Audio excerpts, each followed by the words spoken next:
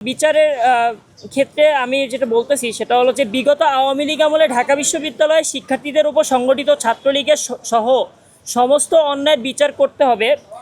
গত 2024 সালের জুলাই অভ্যুত্থানে ঢাকা বিশ্ববিদ্যালয় ছাত্রলীগের যেসব শিক্ষার্থী আন্দোলনরত শিক্ষার্থীদের উপর হামলা করেছে তাদের বিচার করতে হবে। যারা হামলায় যুক্ত ছিল না তাদেরও ট্রুথ অ্যান্ড রিকনসিলিয়েশন কমিটি গঠন করে অন্যায় নীরব থাকার অপরাধ স্বীকারপূর্বক মুচলেকা নিয়ে পুনর্বাসিত করতে হবে।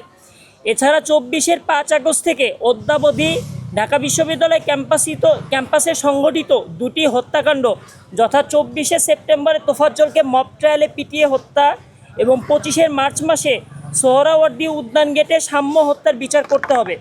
সংস্কারের ক্ষেত্রে আমি বলতেছি যে 73-এর অধ্যাদেশের ব্যাপক সংস্কারের লক্ষ্যে বিশ্ববিদ্যালয় সংস্কার কমিশন গঠন ও বিশেষজ্ঞদের মতামতের ভিত্তিতে সংবিধান সংস্কার কমিশনে শুধু 73-এর অধ্যাদেশের অধীনে চালিত বিশ্ববিদ্যালয় নয় বরং বাংলাদেশের সকল বিশ্ববিদ্যালয়ের সাথে রাষ্ট্রের সম্পর্ক কীরূপ হইলে শিক্ষার্থীদের ক্ষমতায়ন হবে সেরূপ সম্পর্ক নির্মাণ করতে হবে আইনিভাবে।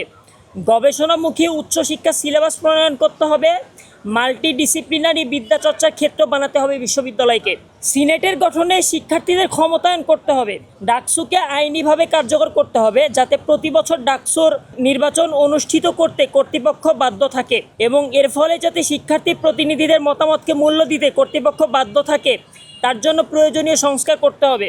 ঢাকা বিশ্ববিদ্যালয় হলে অবস্থানরত আবাসিক ও অনাবাসিক শিক্ষার্থীদের জন্য সবচেয়ে বড় অসুবিধার একটা ইস্যু হলো খাবার। একজন শিক্ষার্থীর শরীর গঠন ও রোগ প্রতিরোধের জন্য প্রতিদিনের ন্যূনতম একটা পুষ্টি চাহিদা আছে। অধিক মূল্য এবং অপর্যাপ্ততা বা সহজলভ্য না হওয়ার কারণে অধিকাংশ শিক্ষার্থীদের পুষ্টি চাহিদা পূরণ হয় না। এজন্য ঢাকা বিশ্ববিদ্যালয় হলের ক্যান্টিনে খাবারের মান উন্নত করা দরকার। সেই সাথে হলে অতিরিক্ত যে দোকানগুলো আছে ওই রকম দোকান জটলা করে বিভিন্ন জায়গায় করা দরকার। যেমন আমি এখানে বলছিলাম যে হাকিম চত্বর, মল চত্বর, কার্জন হল, আইন অনুষদ, গণিত অনুষদ মিলিয়ে যে মোকাররম ভবন ইত্যাদি স্থানে হলের দোকানের মতো করে জটলা করে দোকান করা প্রয়োজন। কারণ এসব দোকানে খাবারের বৈচিত্র্য থাকে। লেদার প্রকৌশল প্রযুক্তি ইনস্টিটিউটে ক্যান্টিনে খাবারের মান ও বৈচিত্র্য বাড়াতে হবে। খাবার কি থাকবে তা শিক্ষার্থীদের সাথে আলোচনা করে সিদ্ধান্ত নিতে হবে। একই সাথে বিশ্ববিদ্যালয় কর্তৃপক্ষের কঠোর নজরদারি রাখতে হবে খাবারের পুষ্টিমান নিয়ে। পরবর্তী ডাকসুর আগেই ঢাকা বিশ্ববিদ্যালয়ের সকল শিক্ষার্থীর জন্য হলে সিট বরাদ্দ দেওয়ার জন্য প্রয়োজনীয় ব্যবস্থা গ্রহণ করে ঢাকা বিশ্ববিদ্যালয়কে পূর্ণাঙ্গ আবাসিক বিশ্ববিদ্যালয়ে রূপান্তরের প্রয়োজনীয় উদ্যোগ নিতে হবে। প্রতি রুমে শিক্ষার্থী সংখ্যা কমিয়ে যত দ্রুত সম্ভব এক শিক্ষার্থী এক বেড নীতি বাস্তবায়নে প্রয়োজনীয় উদ্যোগ নিতে হবে। হলগুলোতে গেস্ট রুম, গণরুম চিরতরে বন্ধ করতে হবে। ঢাকা বিশ্ববিদ্যালয়কে পূর্ণ আবাসিক বিশ্ববিদ্যালয়ে পরিণত করা গেলে শিক্ষার্থীদের জোর করে রাজনৈতিক দলের প্রোগ্রামে নিয়ে যাওয়ার মতো ঘটনাও ঘটবে না। কারণ শিক্ষার্থীদের প্রত্যেকের লিগ্যাল সিট থাকলে সিট দেওয়ার বিনিময়ে রাজনৈতিক আনুগত্য কেনার ব্যাপারটাও আর থাকবে না। ঢাকা বিশ্ববিদ্যালয়ে যে মেডিকেল সার্ভিস আছে তাকেই স্বনির্ভর করে তুলতে হবে। 2 জন আবাসিক ডাক্তার সার্বক্ষণিকভাবে শিক্ষার্থীদের সেবায় নিয়োজিত থাকবে যাতে রাত 3টায় কোনো শিক্ষার্থী অসুস্থ হয়ে পড়লে প্রাথমিক চিকিৎসা ঢাকা বিশ্ববিদ্যালয় মেডিকেলে সম্ভব হয়। এর সাথে সাথে প্রতিটা হলে হলে এবং হাকিম চত্বর ও ক্যাম্পাস শ্যাডোতে ফার্মেসি স্থাপন করতে হবে এবং সার্বক্ষণিকভাবে সেখানে একজন MBBS ডাক্তার দায়িত্বরত রাখতে হবে। এছাড়া শিক্ষার্থীদের স্বাস্থ্য বিমা আরও কার্যকর করে তুলতে হবে। স্বাস্থ্য বিমার আওতায় থাকা যে কোনো শিক্ষার্থী যেন প্রদত্ত সুবিধা যখন দরকার তখনই পেতে পারে। বিমা আদায়ের জন্য জটিল কোনো প্রসেসে যেতে না হয় তার ব্যবস্থা করতে হবে। ডিজিটাল যুগে ইন্টারনেট একটা মৌলিক চাহিদার মতো পর্যায়ে চলে গেছে। ক্যাম্পাসের বিভিন্ন জায়গায় ডিপার্টমেন্টগুলোতে, লাইব্রেরিগুলোতে, ক্লাসরুমগুলোতে পর্যাপ্ত ফ্রি ইন্টারনেটের ব্যবস্থা করতে হবে। এছাড়া টিএসসির ক্যান্টিনেও অনেকে বসে পড়ে, সেখানেও ফ্রি ইন্টারনেটের প্রয়োজন আছে।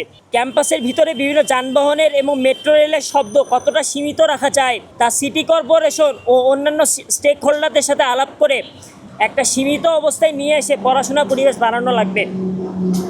একই